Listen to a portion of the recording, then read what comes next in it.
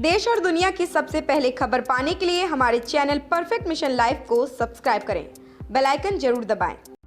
NDA में शामिल होने के बाद सुहेलदेव भारतीय समाज पार्टी के अध्यक्ष ओम प्रकाश राजभर लगातार एक्शन मोड में हैं। एक तरफ जहां वो विरोधी दलों खास तौर से सपा प्रमुख अखिलेश यादव पर तीखे हमले कर रहे हैं, तो वहीं दूसरी तरफ उन्होंने अब एनडीए के मिशन 80 को लेकर भी काम करना शुरू कर दिया है। एनडीए में शामिल होने के बाद राजभर ने बीजेपी प्रदेश अध्यक्ष भूपेंद्र चौधरी, डिप्टी सीएम ब्रजेश पाठक और मुख्यमंत्री योगी आदित्यनाथ से शिष्टाचार मुलाकात की।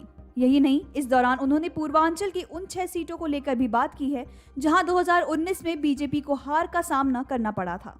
ओम प्रकाश राजभर ने कहा कि पूर्वांचल में वो अपने चुनाव प्रचार का आगाज उन सीटों से करना चाहते हैं जहां पर पिछले चुनाव में बीजेपी का प्रदर्शन खराब रहा है।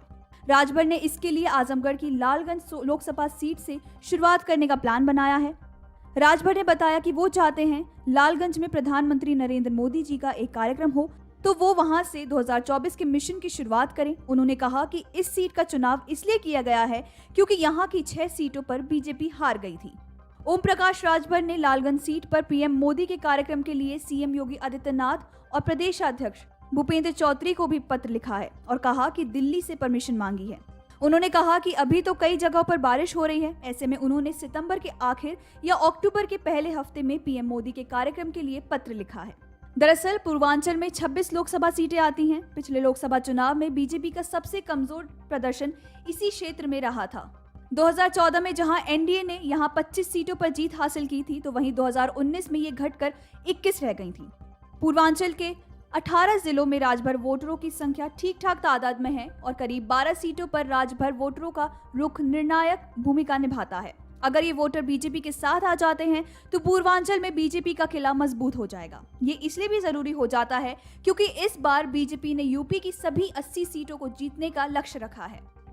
आपको बता दें कि विपक्ष के गठबंधन का नाम इंडिया रखने पर विपक्षी दलों के द्वारा एतराज जताने के सवाल पर कहा कि 26 पार्टी के लोग बेंगलुरु में इकट्ठा हुए और इसका नाम वही रखा गया। इसका विरोध किसी अन्य को नहीं, सिर्फ भारतीय जनता पार्टी को है। वो इंडिया में शामिल लोगों को ईडी, सीबीआई और इनकम टैक्स को लगातार तोड़ना चाहते हैं। अगर वो तोड़ लेंगे तो ईमानदार हो जाएंगे, नहीं तो विपक्ष के सभी नेता भ्रष्ट हैं। इसको लेकर उन्होंने महाराष्ट्र का भी उदाहरण दिया।